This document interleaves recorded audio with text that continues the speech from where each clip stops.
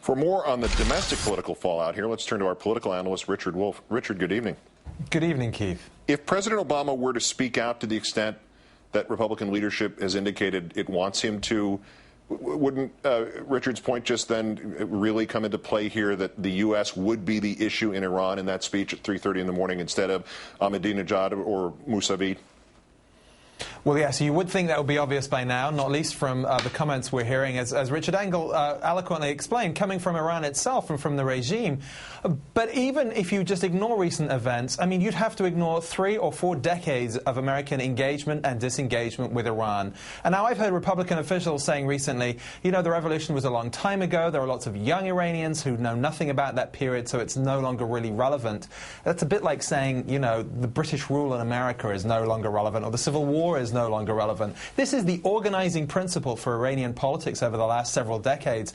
You cannot ignore that. So intervening in an aggressive way may feel good, but can be entirely counterproductive. Is this, at this point, we speculate as to what's going to happen next in Iran, what's going to happen next in Washington. Are we on the verge of this turning into a kind of farcical thing, this Republican reaction to it, not unlike that really increasingly, as the days went by, sleazy exploitation of the Russian-Georgian contretemps in late summer last year and Mr. McCain's involvement, inserting himself into that? Are we like that, or is this still just people yelling from the sidelines?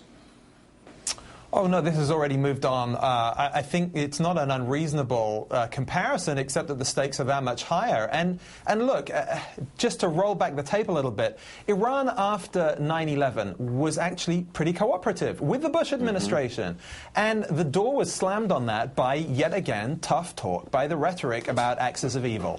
Now, the recent examples are there. And look, around the same time, the Bush administration tried to mess around with the German election and said that Schroeder at the time was poisoning the relationship. Schroeder came back with an even bigger majority than he had before. So, look, the question here is, what is the end game? What do Republicans really want other than to embarrass or harass the Obama administration? If they're serious about Iran, they need to start engaging with their brains here.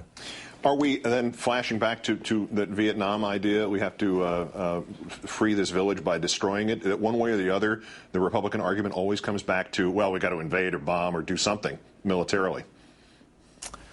Well, look, I don't know what targets they think they're going to find. You know, if there were targets out there, people would have identified them already. And again, look, Iraq has made it pretty clear you can't change people's minds with bombs or guns in that way. And Iran, as these demonstrations have shown, is a nation in flux. There is pro-American sentiment, along with obviously rabid anti-Americanism.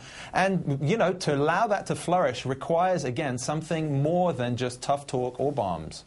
I guess we'll see what happens when the Supreme Leader speaks tomorrow and whether or not we are invoked in some negative way. Maybe that will shut this down. And then again, maybe it won't. Maybe it won't. Richard Wolff of MSNBC, author of Renegade. As always, Richard, great thanks. Thank you, Keith.